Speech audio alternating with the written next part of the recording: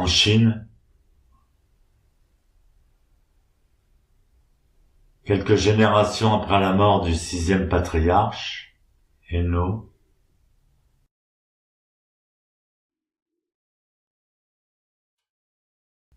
le zen s'est scindé en 2 lignées spécifiques, la lignée Rinzai, la lignée Soto.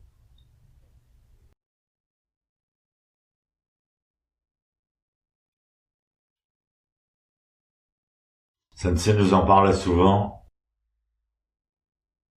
Il aimait bien les moines Rinzai, parce que lui, il était très fort et très théâtral.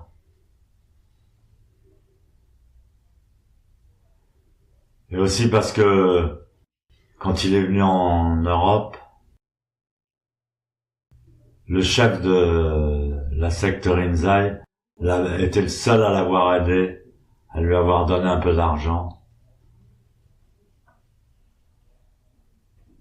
Je l'ai moi-même rencontré pour la première fois à Paris, dans le métro, en allant au Zazen.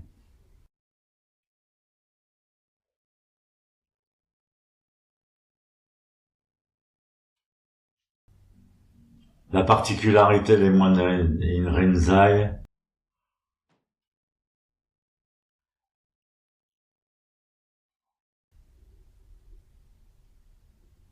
c'était leur koan, leur cri spectaculaire,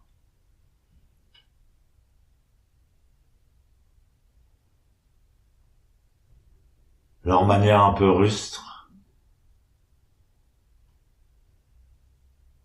et leur forte potentialité à faire samou.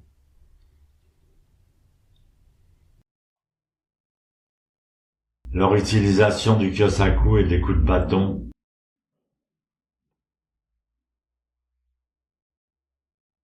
en cela ils s'opposaient à l'attitude réservée du zen de Dogen, le zen Soto.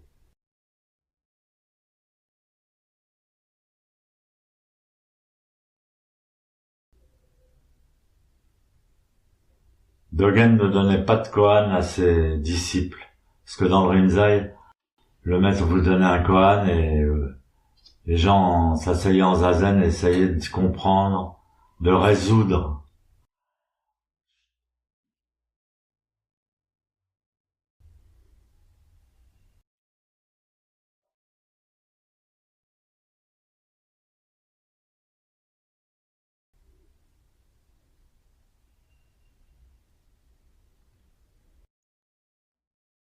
Ou plutôt quand ils donnaient un koan, c'était jamais sans les expliquer, les approfondir.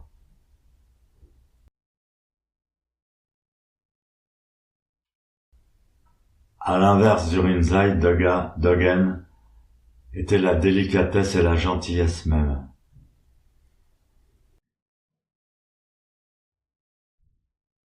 Il pensait que les sutras devaient être étudiés, travaillés, même intellectuellement, pour être compris et assimilés par les disciples. D'après Sensei, le Shobogenzo est un recueil de koans expliqués et commentés par Dogen.